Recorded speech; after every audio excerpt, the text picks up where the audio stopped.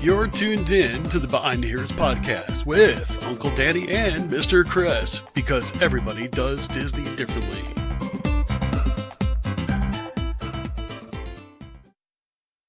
The Behind the Ears podcast crew would like to thank the following sponsors for their generous support.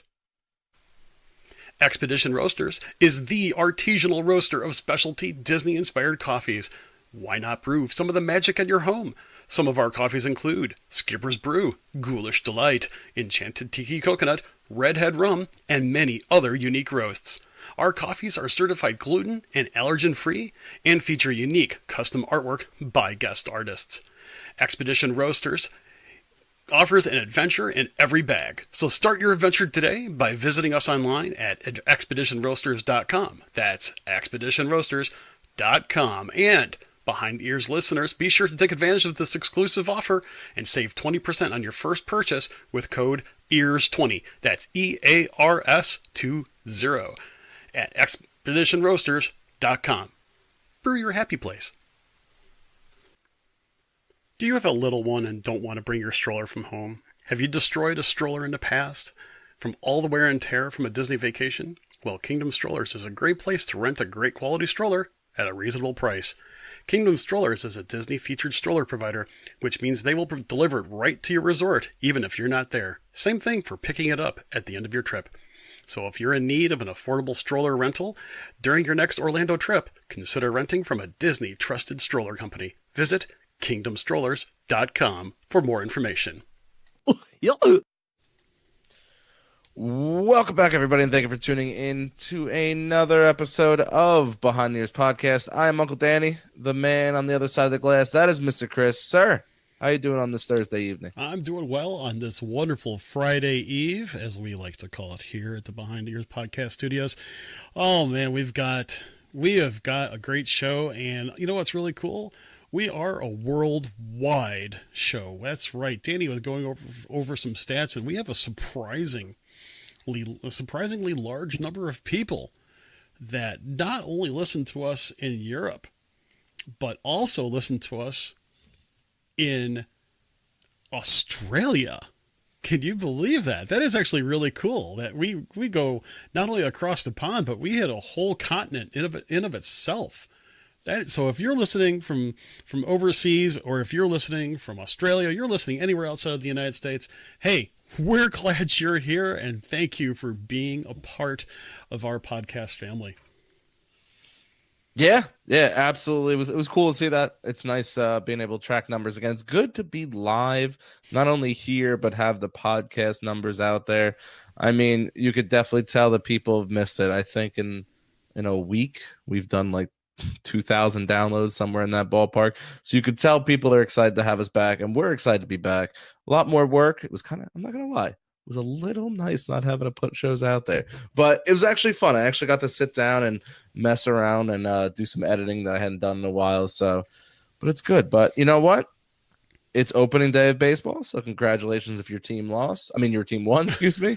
And if your team lost, well, heck, it's a long season. Don't worry about it. You can't all be the New York Mets, who did win today. Well, sorry, St. Louis Cardinals. I was going to say St. Louis Cardinals lost, but the Chicago Cubs won.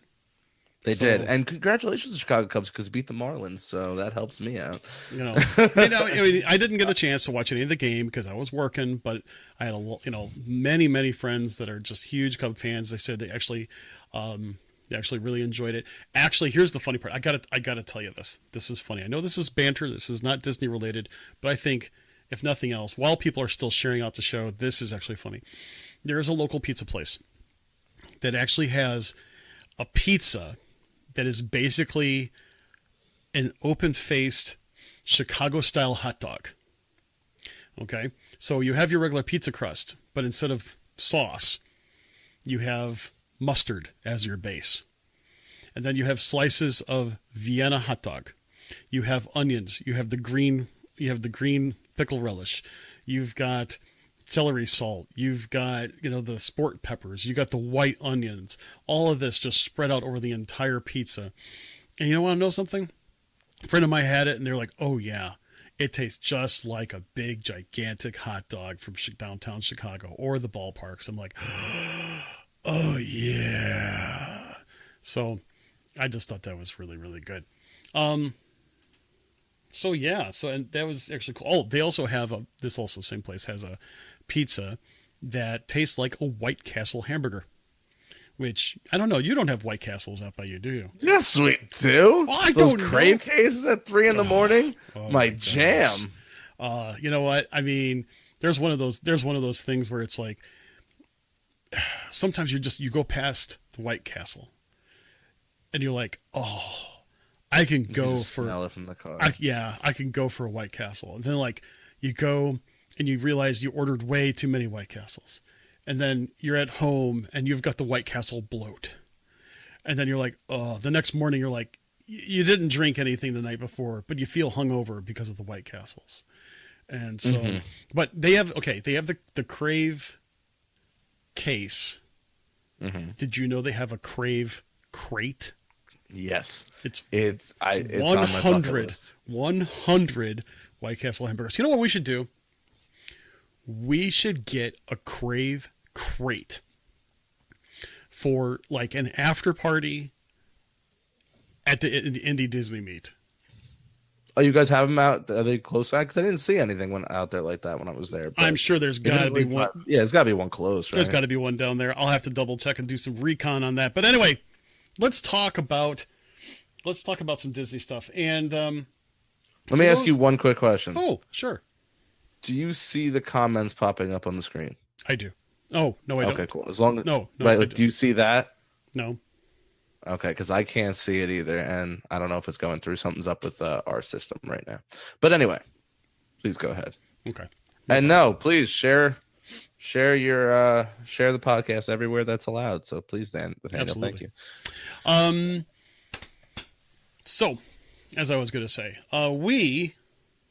we are basically continuing on just a little bit from our movie bracket challenge. And for those of you that were not able to join us on Tuesday's show, we basically took a Disney movie bracket, a Disney Pixar bracket.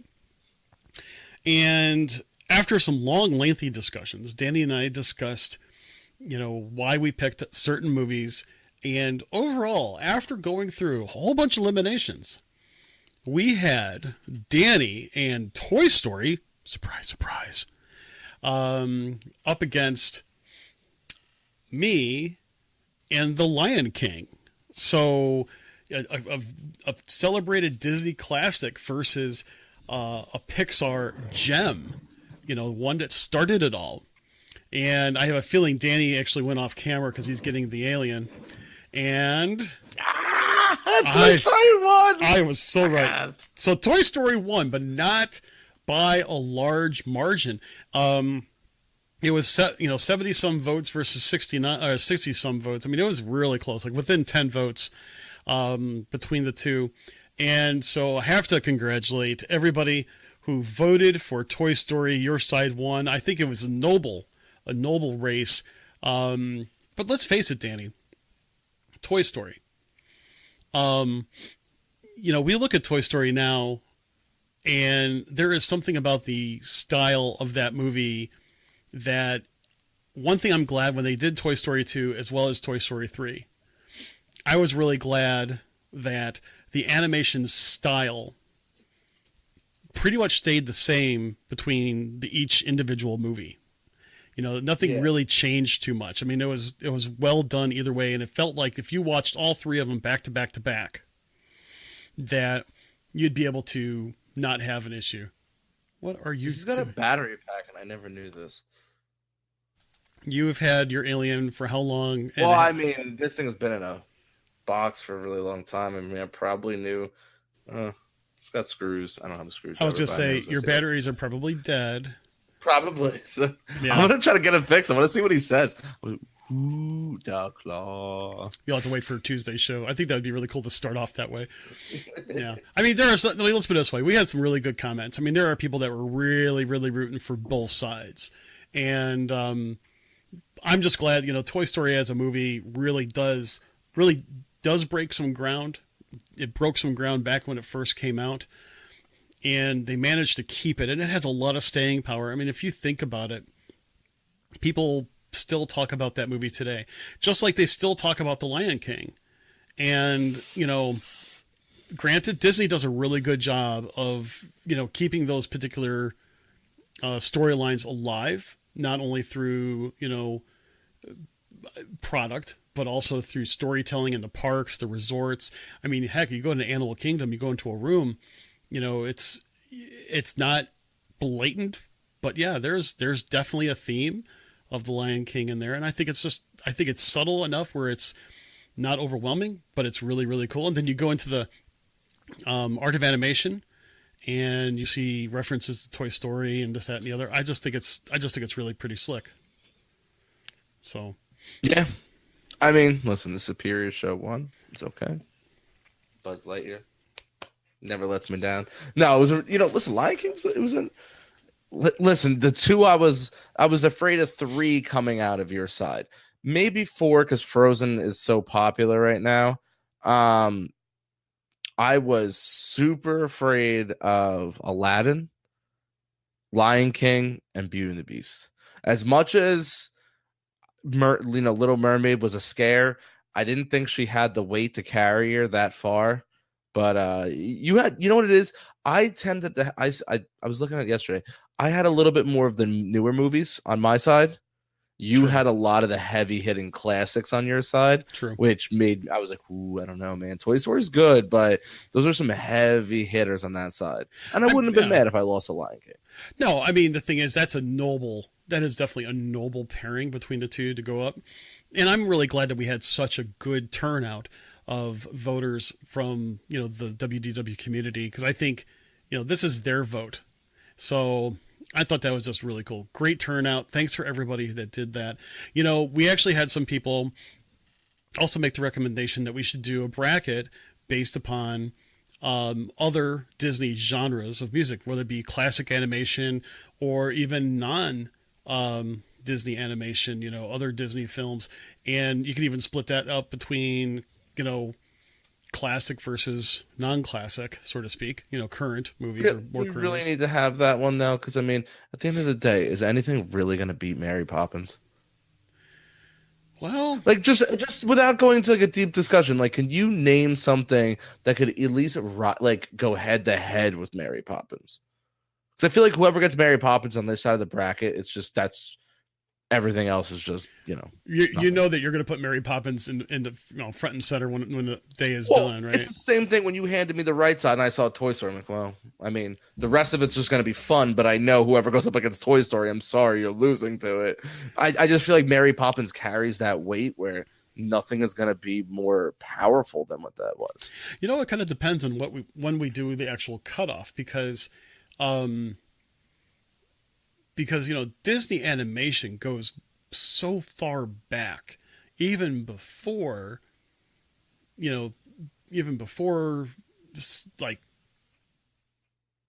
that, you got the Love Bug series, you've got Darby O'Gill and the Little People, you've got Follow Me Boys, which was a movie that was absolutely outstanding.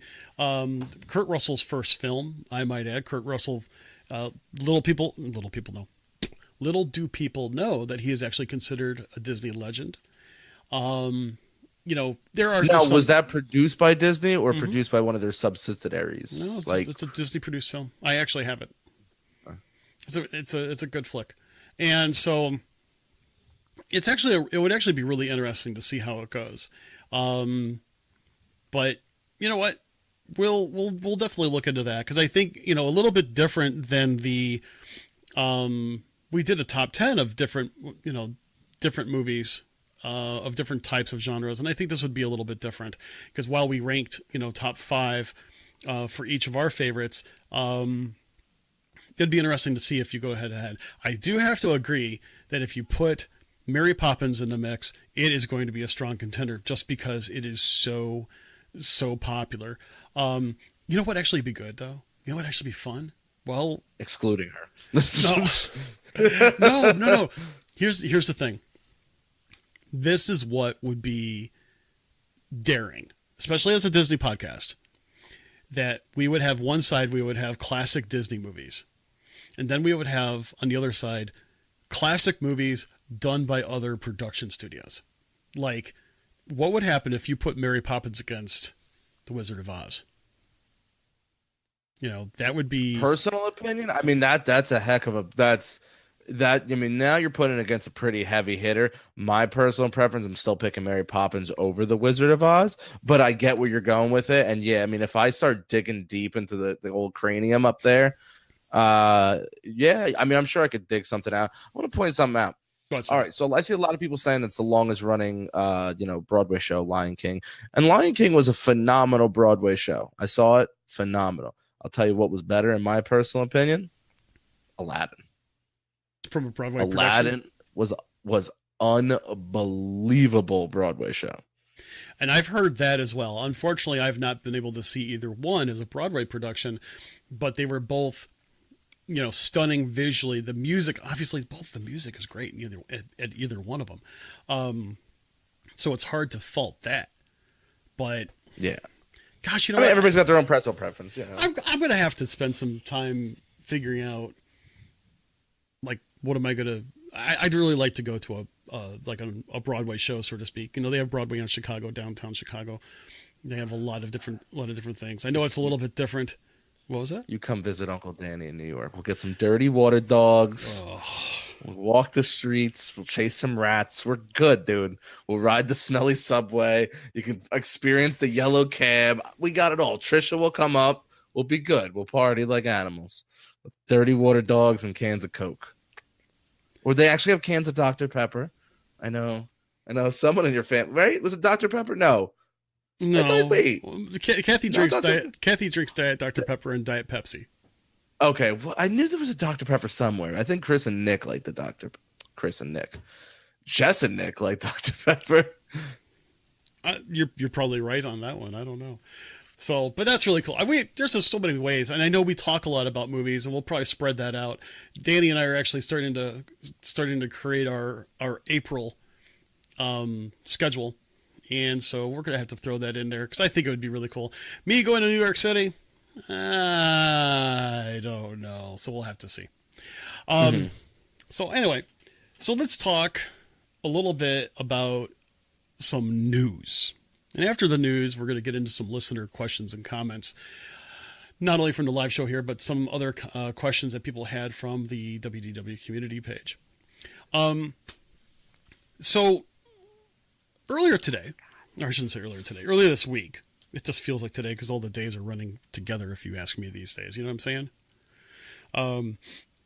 Earlier this week, there was a good chunk of unofficial, I'll say unofficial, but yet sounds pretty good information in regards to Club 33 at Walt Disney World being released. And, we've talked about this before. We've talked about what it would be. And, each one of the parks is going to have its own special Club 33 lounge, so to speak. No real talk about restaurant or eatery within, but it's going to be a lounge to start off with. And very much like Club 33 at Disneyland, it is going to be. It's definitely going to be exclusive. It's going to have a high level of exclusivity. It's going to have something like a $33,000 buy-in. So just to become a member, $33,000. Now, I don't know about you. I've never paid that much for anything outside of my house. My car. Even then, well, I'm the only one I know of that could spend $43,000 on an SUV and actually get it for $26,000. But that's a whole different story. So you didn't even break it. Yeah, I broke it. Yeah, I've never broken it because it's like both of my cars. I haven't paid more than $23,000 for either one of my cars. Again, I'm a great negotiator, but The fact of the matter is 33 grand a year, or 33 grand for a buy-in, 15 grand a year. Now, the interesting part about this, and this is what makes it a little bit more attractive in a way. I mean, first off, I don't think that if anybody is going to be a part of the Club 33 for Walt Disney World, it's not going to be the same. It's not going to have the same, you know, significance as being a part of Club 33 for Disneyland, because Walt had his hands directly involved with, and there's a lot of history there. But the thing is that, you know, you're going to get access to certain VIP tours, a number of VIP tours during the year. You're going to get, you know, basically premier passes for, you know, for the member plus spouse plus children under a certain age. Like, I think it's like 26, under 26 or something. 26. Yeah. You're going to get 50 single day park hopper passes. Five VIP tours was what I wrote down. You're going to get your own private concierge, as well as a certain number of, you know, it doesn't say specifically, a certain limited number of Fast Pass Pluses that you can get. And 15 grand a year. It's unclear whether or not the 33 grand buy-in is going to include that for the first year. But, you know, regardless, it's definitely something that some people have made a big stink over this whole thing. And, you know, I haven't heard anybody say money grab or anything like that, because I don't think it is. I don't think it's a money grab, because I think it has a very specific purpose. And let's face it, people that are going to spend that kind of money are going to do this for corporate use. They're going to use it for corporate entertainment. Sure, they're going to use it for their own entertainment. Totally get it. But, I mean, think about it. The only thing you're really going to be sharing with people outside of the members' household, so to speak, probably anything but those premier passes. Because, you know, those premier passes are not going to be transferable to other people. You know, someone was saying, hey, you know, it could actually be worth it. And I thought to myself, wait a second. 15 grand a year, yeah, you can get a lot. You know, there's a lot of that can actually eat up 15 grand, pretty darn close to it. But if you think about it, you're not going to use it for yourself because of things like, you know, the 50 single day park hoppers. Yes, they will have a value of, you know, quite a bit. Let's call it $120 a piece in street value, so to speak.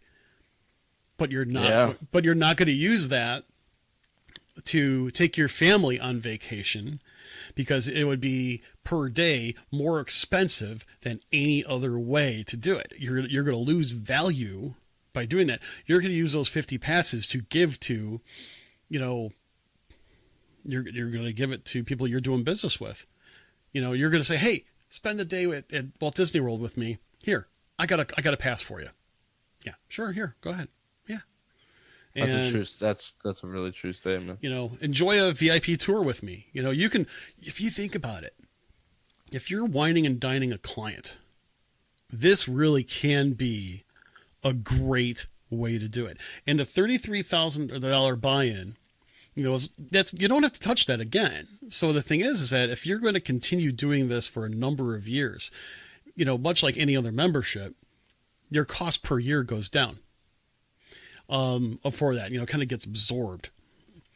So it can actually be quite a deal if you're purposely going to use it to entertain, you know, business associates or what have you, or give them away as gifts to, you know, colleagues in your company or something like that. I don't really think this is geared towards guests like we would consider guests, not your average ordinary guests. So, I mean, you know, like Aaron mentioned, premier passes are something like $1,800 a piece. And let's face it, if you and your spouse and you got 2, 3, 4 kids or something like that, there's some cash into that. Everything else is gravy. So it could be quite fun. We say gravy, but I mean, you're still talking about 33 up front, 15 every year. I would call it like this. If you're doing 15 every year, let's say you spread out that 33 grand over 10 years. Let's just round it down to 30 just to make my math easy. So basically you're saying 15, 18 grand a year amortized over 10 years. Again, and some of this is going to be tax write-off. Yeah, I'm more thinking of it from a personal standpoint. 15 grand a year. I mean, if you're not a local, you got to add flights, you got to add hotels. And you got to remember, that 15 grand just gets you in the door. Yeah. That does not include any food, any liquor. I mean, you're still going out of pocket. If you had said, hey, 15 grand, you get all that, and then, it's a giant smorgasbord upstairs, eat what you want. I'd be bringing, giant Ziploc, I'd bring garbage bags of food home, Yeah, and, it's going to be interesting, even that being said, being that members will be able to go and hop, pun intended, between the different locations, Epcot and Hollywood Studios and, Animal Kingdom and Magic Kingdom, I think that's actually really pretty cool. But, then again, we're going to have to see how this works out. Cindy, I think, messes it really good. Think of it as a country club of Disney. I think that's a good way of putting it. Country club in the sky. Yeah. So it really works out, pretty well. I think in a way it's probably more affordable value-wise than Club 33 at at Disneyland, because your membership there only gets you into the door.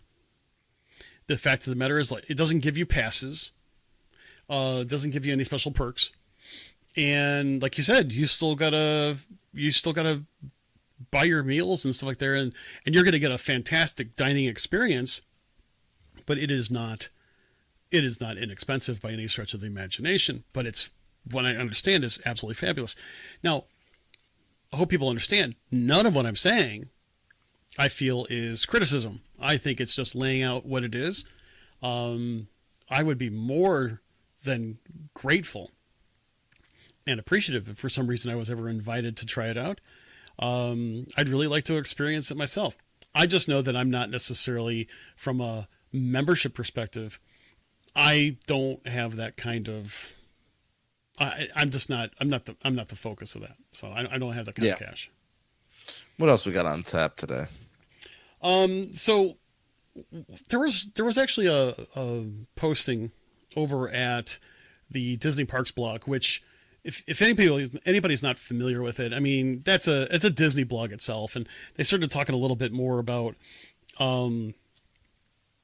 the Star Wars themed hotel. And one thing that it said was that it kind of alluded that it's going to be right on the doorstep, so to speak, of Hollywood Studios. Something that I'm not sure if it was clear, but I kind of found it interesting because I didn't think that a type of location was released yet. And it kind of made it sound like you'd be able to go from the hotel possibly to a back gate into Galaxy's Edge. And I thought that's always what it was. Well, the thing is maybe I missed it. Maybe I missed that part. But this is at least coming from Disney themselves, saying that you're basically going to go from one immersive experience to another. And what I think when I think of that is very similar how the Grand Californian out in Disneyland has basically a back entrance or a side entrance, so to speak, right into California Adventure, which is so cool because instead of, you don't have to go all the way over to the main entrance. You still go through security and everything else like there. Just like that over there. But you can go right over into a side entrance of California Adventure. It is so cool. Now,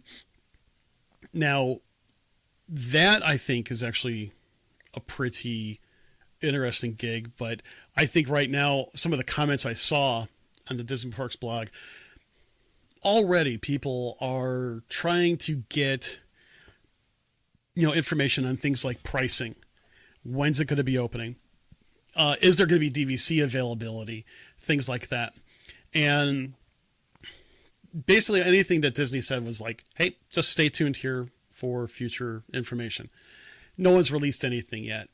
And, even at the same time, it's going to be an all immersive, all immersive experience. And remember how when last time we talked about this, it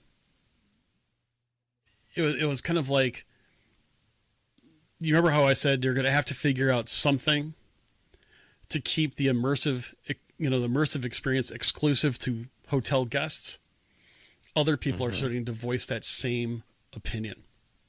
Because people were like, actually, some people were like, I don't want to get a hotel room there. I just want to experience it. And then there are people who are like, if I'm paying for the hotel room, it's supposed to be all encompassing, so to speak. They don't want others to just come in and crowd the hotel and so on and so forth. They want some exclusivity as well. I don't know. No, that's not that type of hotel. You want exclusivity, you go to Old Key West. Why do you say Old Key West? Because I feel like Old Key West is so by itself. Okay. I know in a grand scheme of things, it's really not. But when you're at Old Key West, you really feel like you're just... I don't know. I get that, like... Not like, oh my God, Alone in the Woods, like Blair Witch Project. More just like, hey, this ain't bad. Like, I'm close enough to everything, but far enough away from everything. Yeah. I see where you're coming from on that one. I mean, because you're not getting that small boutique hotel, like Cindy says. You're not going to get that because this place is going to be mobbed for years of kids wanting to, go and do the different experiences. I mean, we always talk about, hey, don't forget you could stay, don't forget you could do all these great things at these hotels without having to stay at these hotels. That is going to go crazy once this place opens because people are actually going to take advantage of that. Yeah, I totally agree, and I think it's going to be a big deal. But then again, we really don't know. We just don't know. It's just one of those things. I think people are legitimately asking because I think people are about different things like when and DVC and this, that, and the other and how much, because I think everybody's getting the picture. It's going to be expensive. It's going to be a big deal. And what is SW? Trisha said what? How does that compare to SW? Oh, so Star Wars? I guess that's probably what it is. Probably makes more sense because we are talking Star Wars. Yeah. In what way? I mean, the thing is I mean, it's going to be a big deal just because, you're going to have an all-inclusive, I shouldn't say all-inclusive, all-immersive experience. I mean, you can overdose on Star Wars, if you do that sort of thing. And I think that's actually pretty cool. I think, I definitely think it's going to keep the franchise alive for many, many years to come just through that. And the thing of it is that, like Matt is mentioning, I hope the hotel is not too much because I really want to stay there. And I got to be honest with you, it's not going to be a value. And to tell you the truth, it's going to be a deluxe priced resort. I mean, it's going to be. Would you be shocked if it becomes the highest priced, at least in the first year, deluxe? I would not be shocked you start seeing them $700-800 a night. And remember, a long time ago when they first announced this, once again, it was all rumors, so take it with a grain of salt. They were talking about 3-day minimum. Yeah, they were talking about packaging. You're going to make that a part of your entire experience. And, to the point where you're going to want to stay there. And I mean, when I stay there is instead of possibly going to the parks, you're not going to go there just to, shave and shower and sleep. You're going to go there to, experience a Star Wars theming like no other. And, like Stan mentioned, it's going to be a super deluxe. Well, I don't know about super deluxe, but grand deluxe, like Trisha said. Yeah, I think it's going to be a grande deluxe. That's what, grande. I just think it's going to be pricey. That's not necessarily a bad thing, okay? Hey, listen. I don't think it's going to have any DVC availability. I'm just going to put that prediction out there right now. It's not intended to be a DVC resort. I think that it's just going to be one of those things where it's going to be a special part of your trip and people are going to have to budget to stay there. And I'm not going to say that's a bad thing.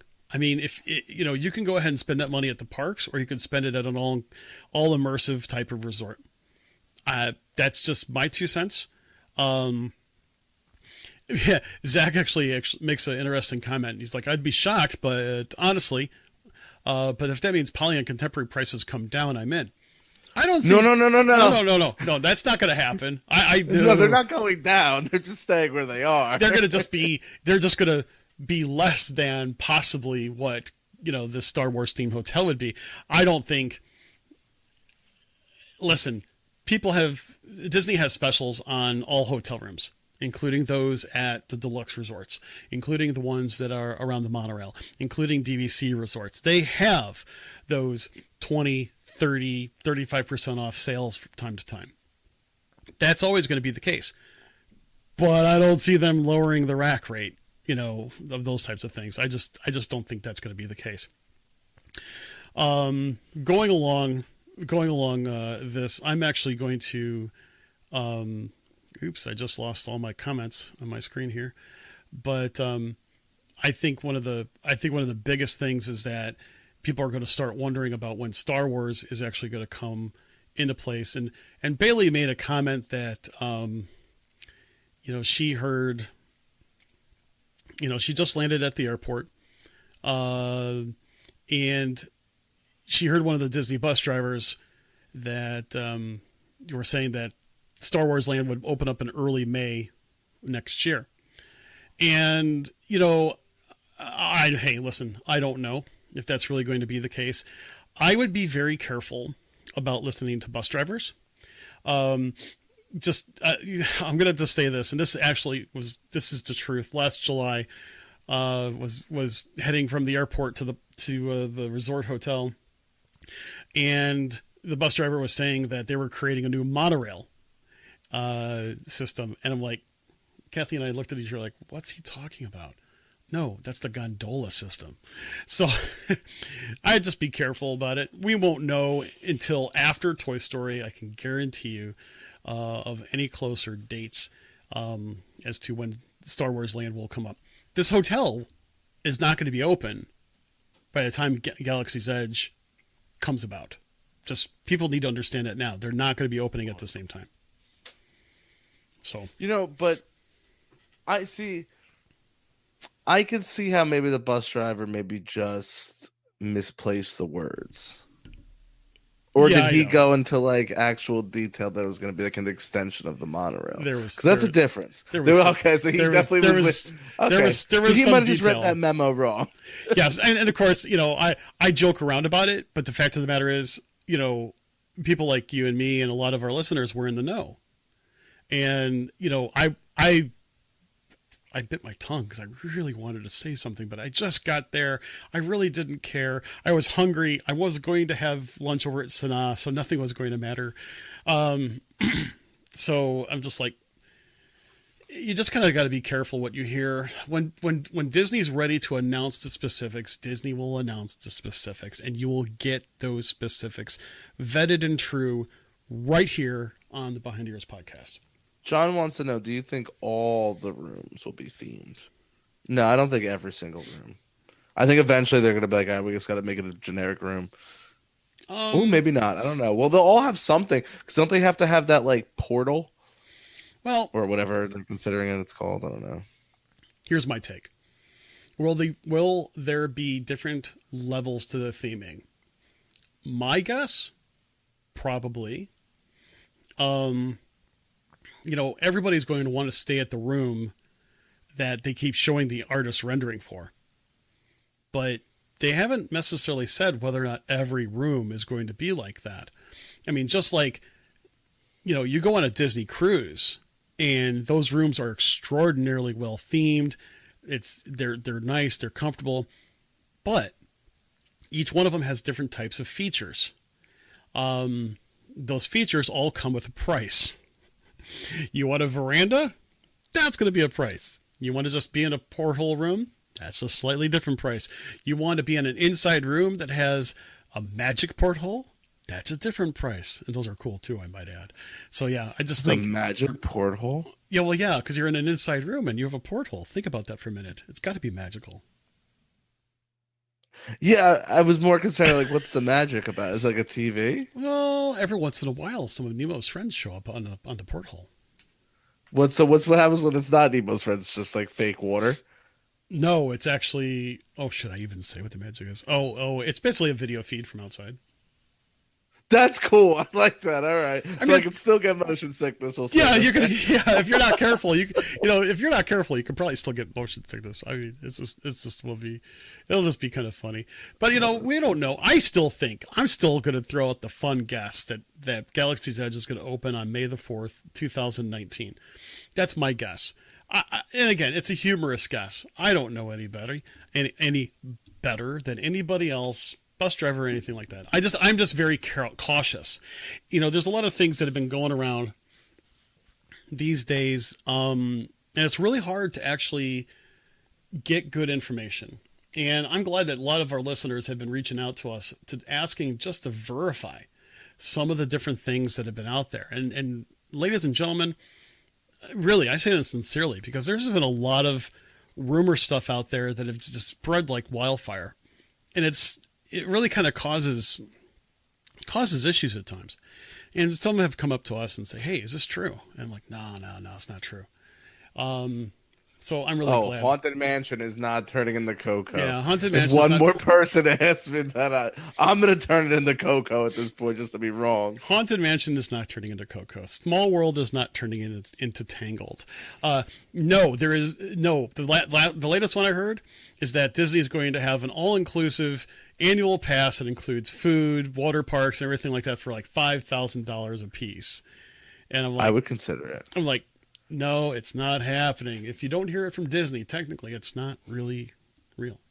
Should we go through some of our listener questions for tonight? Yeah, we got about 10 minutes. Let's roll. All right. Okay, so these are all comments that have come from our viewers and listeners over at the WDW community page. So let's see. I'm going to start off with Joanne asks, spring break crowds are in full swing. Can you offer your top tip to enjoy Walt Disney World with everybody else in the free world there at the same time? That's a great question. And I actually have some friends that are there right now. And I was chatting with them earlier and they're like, oh my gosh, it is so crazy, insane busy. They were like really enjoying using Ubers to get from place to place and this, that, and the other, and so on and so forth. Really comes down to it and this is my take. I'd love to hear your take, Danny. Start early. Get there half an hour before rope drop, if not even an hour before rope drop. Get in some good rides, some of the harder to get rides right at rope drop. Gratuitous use of fast passes.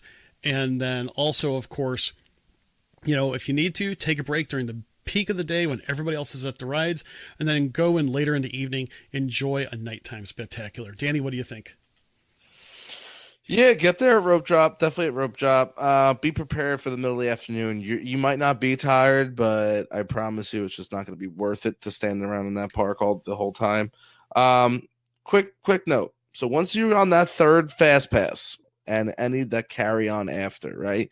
The minute you scan into that ride and you are in line, you are now eligible to get your next fast pass. You do not need to ride the ride. You do not need to wait 5 minutes after. The minute you make that last scan, because some rides, got to remember, there's that second band scan.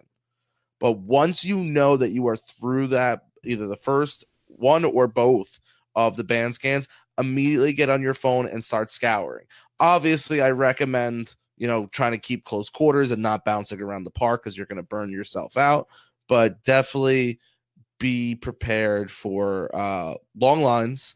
Be prepared to use your fast passes wisely, and also be prepared for longer dinners. People don't talk about that as much. When you have an influx of people and people eat at the same time, that's going to slow things down. So just be prepared for that. Yeah, definitely eat off hours. I mean, if a restaurant, hey, if you want the best Casey's corn dog nuggets, get there right before 11. or right before they close. That's my take on it. All right. The next question, Megan actually asks, what is the best Disney resort to stay in the summer? Okay, let's be careful about this for a second, because that doesn't give us a lot of information to go off of, because when you say what's the best Disney resort, well, you've only got a ton of different resorts. You gotta stop and say, what's the best resort for you? Are you looking for price? Are you looking for features? Are you looking for location? What is really important to you? The thing is that to me, whatever resort I can get into, I'll be really happy. I'll tell you that right now. But like for me, a resort in the summertime that has a great pool, that also has good dining options as well, and a place that I could just hang out with in the middle of the day, that's the kind of resort I like to go to. Danny mentioned Old Key West, great resort for just that. Also Animal Kingdom Lodge, love the place. Wilderness Lodge, absolutely stunning for those types of things. You're going to be shocked. I'm not going Polly here. For the hot summer months, I highly recommend either beach or yacht club. Really take advantage of the pool. You have the lagoon right in front of you. You can go eat anywhere between beach, yacht, Swan and Dolphin, and boardwalk. And not to mention, you've got Epcot steps away. Yeah, very good choices there as well. And it really kind of depends on how you want to do Disney, what's really going to be important. I know beach and yacht is really difficult to get into because there's a lot of people that love Stormalong Bay, myself included. Good question. Hope that helped out, Megan. Albert actually asked, are there... kind of touched on the second part, so I'll just go on the first part. Any info for AP preview dates for Toy Story, Slinky Dog Ride? Isn't it true that the Star Wars Hotel is being built across from Hollywood Studios? Well, we already touched on the second part of that. No, there hasn't really been anything about preview dates set up for Toy Story yet. There are people that are speculating it'll probably be sometime in April before anything is even hinted at being released for that. Because they did that for Pandora, people are anticipating that people are, they're going to do the same thing for Toy Story Land. Kind of a wait and see there. We don't have any information. We'll pass the information on. I know Danny and I are eagerly waiting for that information ourselves. You got to remember, I am not only a Disney travel agent, but the company is also a bronze-eared company through Disney. They haven't released anything to anybody. I promise you, I would be trying to figure out a way to get you all to know if I couldn't, but literally there's nothing released. Nobody knows. Everybody's I'm sure there's some people in the know, but they have not. No one has leaked anything. So I'm starting to think that they don't even understand yet. Because what's holding it up? I mean, now they did have a couple bloggers there. They've reached out to a couple bloggers already, big time people, about coming in for a media day. But once again, that has not even been released. I think they're just making their rounds, asking people, hey, would you want to come? That type of thing. Yeah. So yeah, we'll let you know what we find out. The last question that we have, at least in this particular list, and then we can scour this our comments here on the side. Amy actually asked, if you had only a Friday night, a Saturday, and a Sunday at the parks, what are your must-dos and just skip-its? Well, it kind of depends. I think if you're a seasoned Walt Disney World veteran, I would probably say if Toy Story is not up and running yet, I'd probably just skip Hollywood Studios, to be honest with you. Yeah.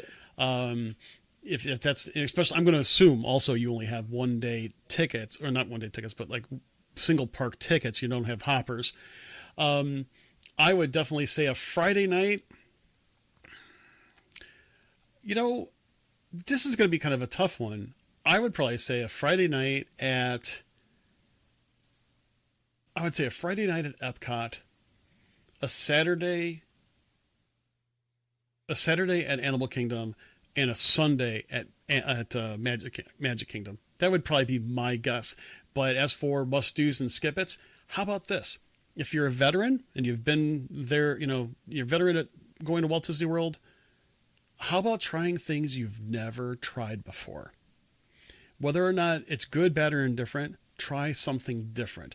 Do try to hit some of your favorites, but really actually try to do some things that you've never done before. That could actually make for a real fun trip. The question was that related to the summer as well, or just didn't say time frame? Did not give a time frame, so it could be anything between the summer and or whenever. So we could just make some I'm gonna assumptions go. here. I'm gonna pretend that it's the summer because Okay. I already had that answer in my head. All right, so it's the summertime. You got technically 2.5 days. I'm gonna save you some money. Don't spend 100 and some odd dollars or even close to $100 on a ticket if you're not even getting a half day because you're saying Friday night. So you're probably getting there late. How about this? How about you go down to Disney Springs, have a nice meal, and then go maybe over to Poly, watch the fireworks, have a drink on the beach, go back to bed early so you can wake up. If it's the summer, I'm not bringing you to MGM. There's no reason right now. I mean, Tower is fantastic. Toy Story Mania is fantastic. There's plenty of things to do in that park. Don't waste a full day there anymore, unless you have a hopper. So don't waste a full day there. If it's the summertime, I'm keeping you out of Animal Kingdom. You're gonna die there in the summer. I die in January. It's those trees keep all the heat in. I'm telling you, don't even bother.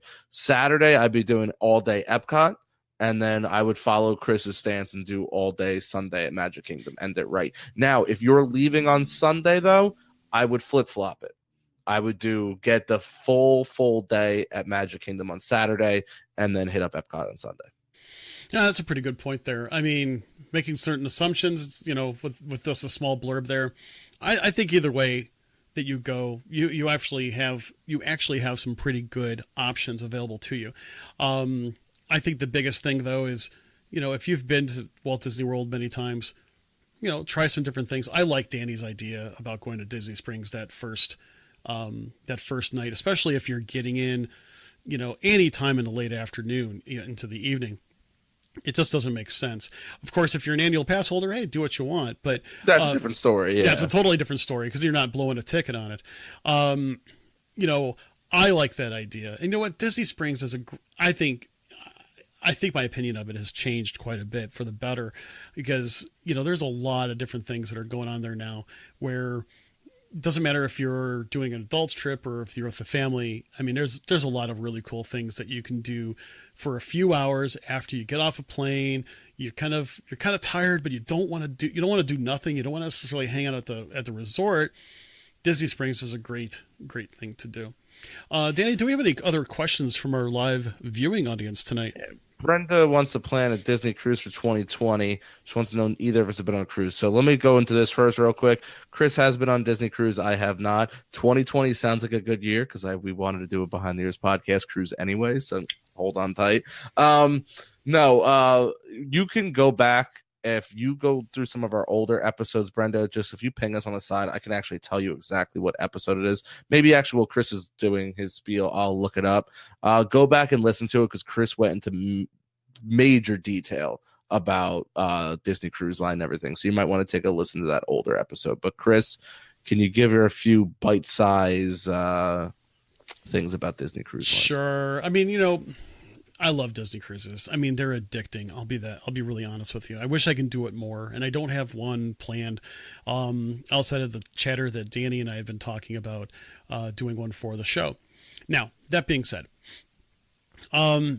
first off, if you have an idea of where you want to go in a sense of your itinerary, the earlier you book, the better. Okay.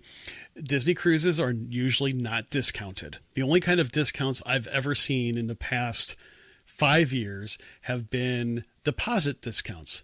It doesn't mean that it really lowers the price of the trip. It just means that instead of $200 per person, you're maybe getting a discount of $100 per person for a deposit, and you still have to do it. Still have to pay it. But the sooner you book, the better your choices are for rooms. If you've never cruised at all, I personally would say spend a little extra money.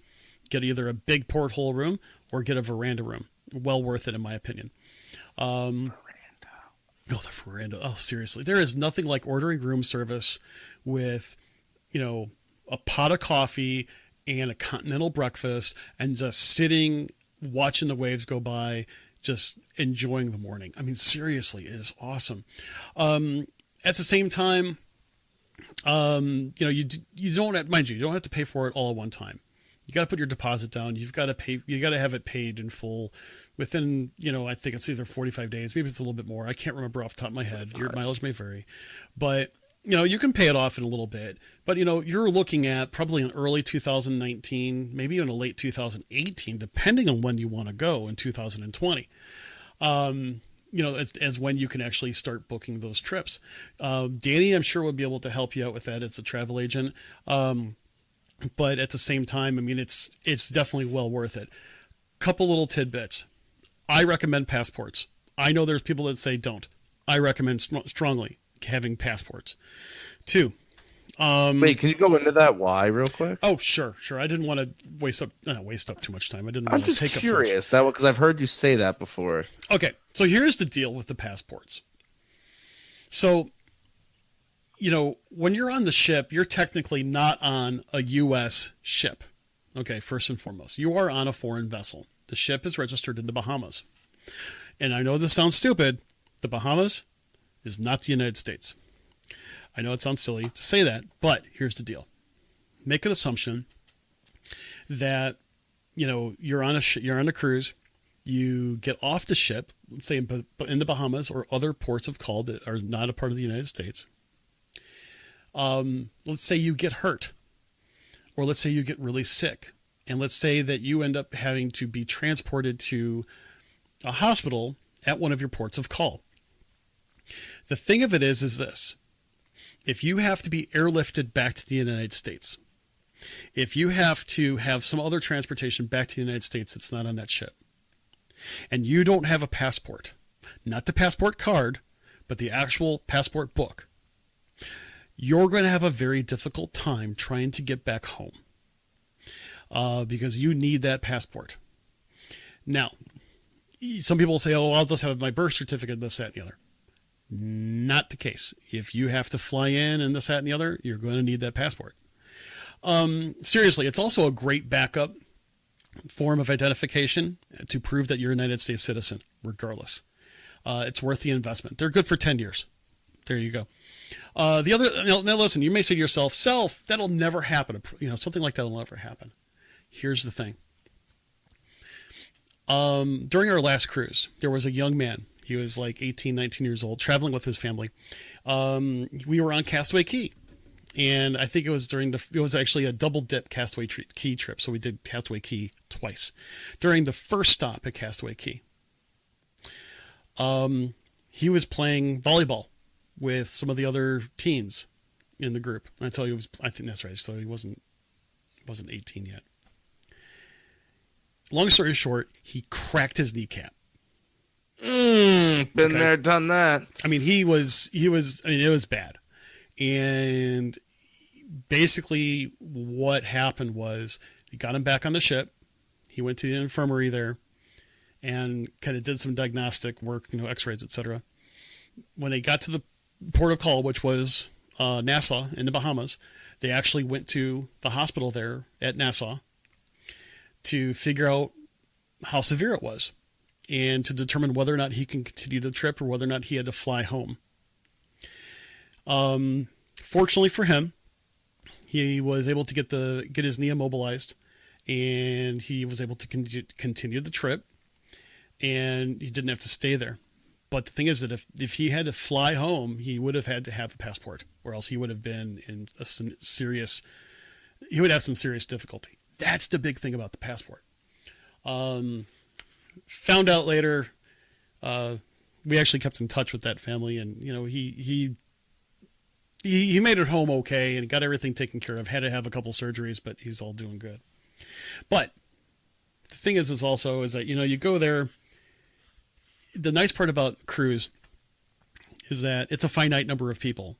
So it may feel crowded, but it's always going to be that level of crowdedness.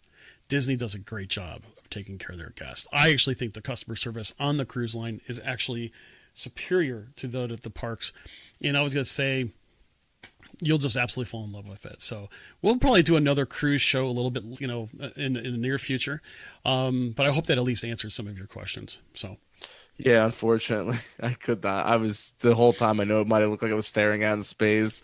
I was desperately trying to find that episode, and I kind of went through a funny stage where I stopped naming the shows about what they were and just would make funny lines. And yeah, so it's somewhere in there. So I mean, there's only like 191 shows.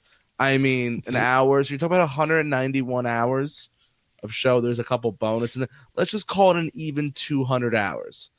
I mean, what's 200 hours of your time? Just go re-download them all, and eventually we'll talk about cruises. I promise you, from 0 to 200, there's cruise talk somewhere in there. Yeah, I'll see if I can find it. I mean, it'll definitely come up. So that's a really good question, Danny. I think we got time for one last question. All right, we got two quick ones. Let's do this one because this one I think is we're gonna have probably similar answers. Kimberly, when is the best time to go to Disney during the year? If you're asking crowd wise, there is no really good time. You're just gonna get lucky or not lucky. Look at touring plans; they'll tell you the same thing. It's just there's no downtime anymore. If and the second part is if you weren't looking for crowds, you just said, "What's your favorite time?" I can answer that. I prefer going the last week of October into the first week of November. You get Wine and Food Festival from Epcot. You can catch the Halloween party, Mickey's Not So Scary in Magic Kingdom. And if you wait and you're there a couple days later, you usually get to see some of the Christmas stuff.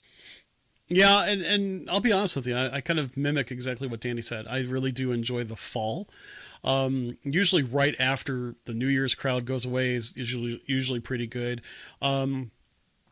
Even like right before Memorial Day, mid-May tends to be pretty decent because kids haven't gotten out of school yet, and you really haven't gotten all those crowds. But really, touringplans.com, unsolicited plug. They do not sponsor us yet. I've been using their product for years, actually more like over a decade. And they give a really good idea of what kind of crowds you're looking at. People have been saying that the crowds have been getting bigger and bigger, and I think they have been. The fact of the matter is that even if you go when it's even busier, you can still have an awesome, magical time. It just kind of, I've said this before, I'll say it again. It kind of just depends on how you prepare for your trip. And, using fast passes and ADRs well, and just going in there knowing I may have to go a little bit slower than I have in the past because of the crowds. And you're going to have a great time. And we're going to wrap up with Teresa was saying, is it a bad time to go to Disney during June? Here's the thing. There is no bad time to go to Disney. Avoid major holidays. That is literally my best advice I can give to anybody. If you really want to know when to avoid Disney, I will give you two examples. Avoid any major holidays like the 4th of July. And for God's sakes, why would you be in Florida in August? That's all I got. I've been doing most of my summer trips in June. I really don't have a problem with June. Yeah, it can be busy at times, but a lot of the things that we've said about starting early, staying late, and all the other tips, it's usually pretty universal. Most of my summer trips are around June. And I have done July before, and it does get a little bit crazier. I've done August before. Never stinking again. I really actually think that Satan himself vacations in Florida in August because it is just so stinking blazingly hot and ugly in August. I know. For those of you who are Floridians, you're probably saying to yourself, Mr. Chris, please stop making fun of the weather. I get it, but it's just horrible. June. That's hilarious. What? August is great down here. Come on. It's similar to being in a hot tub on the surface of the sun. Chris, I love it. It's a hot tub on the surface of the sun. You know what? I completely concur. I like that. I'm going to make a shirt of that. You know what? Chris, you may find that quote on one of our next limited edition Behind the Ears t-shirts. I'll just tell you that right now. August is evil. Thanks, Brunette. That's pretty funny. Okay, so that's what I would say. I think, I've done late September. I've done early August or early October. Even September's good, especially right after Labor Day, because sure, it's still hot. I mean, it's the neighbor of August, but it's off peak. Most of the kids are, back in school and so on and so forth. So that's what I would say. Oh, Any parting words for everybody? absolutely. And sorry, I didn't mean to walk over you there. I know that there's a lot of different comments that have been going on in the live show tonight. And just like anything else, I promise you, tomorrow morning, I will go through, and if there's a question that has not been answered tonight, I will be going through all your comments, and I will be responding to them accordingly. So, in case you had something really good, we're really sorry that we didn't get to it tonight, but I'll make sure that it is addressed most likely sometime tomorrow, if not before noon, maybe, right after the end of the business day. I kind of do it around my work schedule, if you catch my drift. So, but that's all I have to say. I really enjoyed tonight's episode, Danny. With that being said, don't forget to follow us on all our social media platforms. Facebook is Behind the Ears Podcast, Instagram Behind the Ears Podcast, and Twitter Behind the Ears PC. Any listener questions, comments, or concerns, please send them to behindtheearspodcast@gmail.com. Trisha would kill me if I didn't tell you, so why don't you head on over to Facebook and join the WDW community page. We've got over 4,000 members, and there's five admins, so the ratio's not in our favor, people. Don't try to overrun us. YouTube, you can catch all Chris has been uploading audio only, but you can go over to YouTube and you can check us out there. Behind the Ears Podcast. That's simple. That whole iTunes thing, just rate and review. It literally takes 5 seconds. 5-star, 4-star, 3-star. If you want to put a 2-star, I guess 1-star. I mean, I feel like we did a little better than 1. I'll settle for a 2. No, put what you want. No pressure. We do appreciate it. You might say, hey, what does it do? It just helps, helps us climb that ladder and get more notoriety so people can see us. Keep going out and downloading the shows. With that being said, everybody, thank you for joining us here on another Behind the Ears podcast. I am Uncle Danny. I hope you all have a safe and wonderful weekend. Happy Easter. If you all celebrate that, tuck your kids in tight, wear your seatbelt, drink that cranberry juice, and I hope you all find that magical, I almost said Christmas egg, Easter egg. I am Uncle Danny. I am signing out. And I'm Mr. Chris. Thanks a lot for joining us tonight, everybody. Just remember also, while you're rating and reviewing, go ahead and subscribe to the show. You can do that through iTunes, Apple Podcast. You can do that through the Podbean app, which is really super easy to do, as well as you can catch us over on iHeartRadio, Stitcher Radio, TuneIn Radio, Alexa, Google Home, and Google Play Music. It's just really, really super cool. She just come on. Yeah, she did, didn't she? So, and I'm surprised that she didn't actually say anything else. Anyway, as you could tell, Alexa does like to listen to me once in a while. Anyway, but listen to us any way you can, but subscribing to the show will make sure that you get the show as soon as it comes out. I'm using the Podbean app. I'm not necessarily plugging it for any other reason than I'm finding it excellent in the sense of getting notifications. Anytime Uncle Danny's been uploading a show, I've been getting a little beep on my phone, and I'll also look down, and sure enough, new episode. You want to do that. It's really super cool. They have it for both Andrew. Yes, Andrew has it, if anybody's wondering. Find Andrew. You find your local Andrew. Android, as well as iPhones, iPads, iPods, and any other iDevices. But until we meet again, we hope that you have a wonderful day, and we can't wait to talk to you again soon. Take care.